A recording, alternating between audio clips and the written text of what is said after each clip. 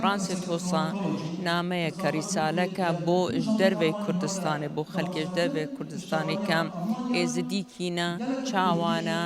بەڵێ گەلک سوپاس کنفرانسی توسا گەلکی گرنگن خاصەتەن هەکە کنفرانسێت زانستی بن کە بحوس هەینە کە دیراسات هەینە کاچ بسەری ئێزدیا هاتیە چەند فەرمانە بسەری ئێزدیا هاتیە هەر فەرمانێک و سەبەبێ وی چییە تەرکیز وی کنفرانسی سەر تاریخ و جوغرافیا و ئاین و کەلتورە ئێزدیا تشتێکی گەلکی گرنگە نەبەس بۆ ما کە کوردستان ئەم هەمی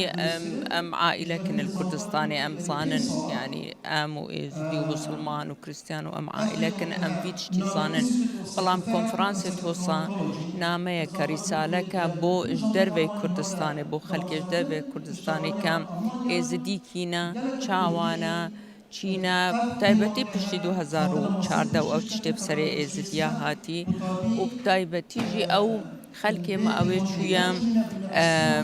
دەربەی وڵات کە وەزعێ شنگالێ وەزعێ جنۆسایدێ باز داینە چوینە وڵاتێ دی